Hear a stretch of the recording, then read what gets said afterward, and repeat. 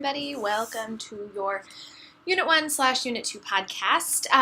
First, I want to start off by saying that I really enjoyed reading your original discussion board posts for this week. I know that some of you had a hard time with the post because you were vacillating between which theorists fit you, or maybe you recognize that none of them really fit you perfectly on how you view a just society. But what I liked to see is that you were thinking about it and that you were really trying to go through sort of what are the differences and things like that. So for this week, you have a quiz that will cover Units 1 and Units 2, right? So we're coming to the end of Week 2. Make sure that you have signed up for that Respondus Lockdown browser and that you've also tested it. Otherwise, you may run into some difficulties. And I can't stress this enough. I really encourage you to start the quiz early, well in advance of the deadline, because if there's any technical issues or there's any problems, you want to make sure that you can address those before the time runs out. I don't want anyone getting behind on the other units because they've run into technical difficulties. Okay, so essentially what I'm going to do for the rest of this video is to just give you a little bit of review for the quiz. And this is really just to give you things to think about and to make sure that you are aware of and that you feel comfortable with going into the quiz.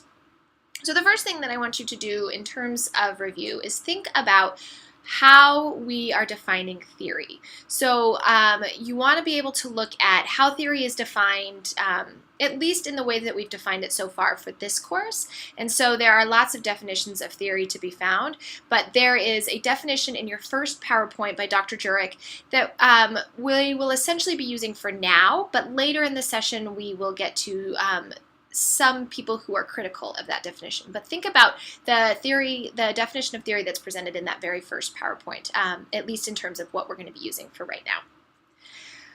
Also, some elements that were discussed in that PowerPoint is that what does theory help you do? Right? So let's think about theory. Think about what it helps you do. It helps you do things like organize information. It helps you guide future inquiry, things like that. You want to be able to know those elements and be able to recognize them. And you also want to be able to think about sort of the similarities between theory and common sense, right? So these are two things that are related, but they are not the same. There are similarities and there are differences. So know how to talk about the distinctions between theory and the distinction between common sense. So in your first unit, you read Avery Gordon's piece where she discusses justice, and this is a paper that she actually wrote to give to students at Arizona State in the Justice Studies talk when she came. And so she talks about justice as a concept, and so I want you to be familiar with her discussion of that.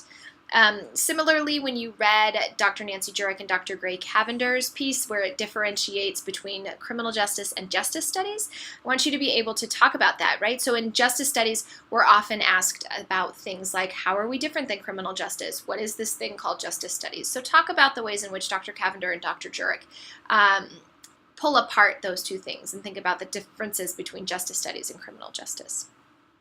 So for Unit 2, you've moved into some more classical theory, and so these are people who are writing at specific times in history, which makes it sort of hard to read in some instances, so I recognize that.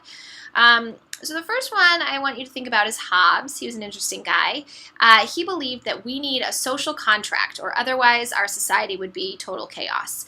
And so his idea was government through the Leviathan. And so make sure that you are able to talk about what his definition of the Leviathan is and what his definition of a social contract is.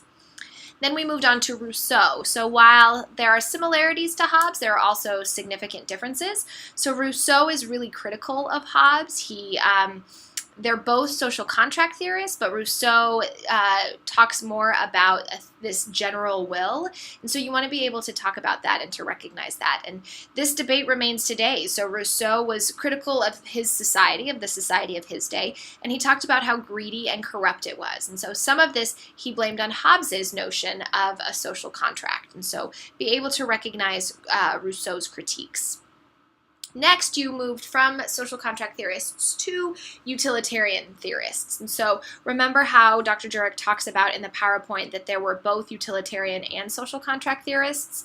And so you need to be able to know the difference between these big schools of thought. So the difference between utilitarian theorists and social contract theorists.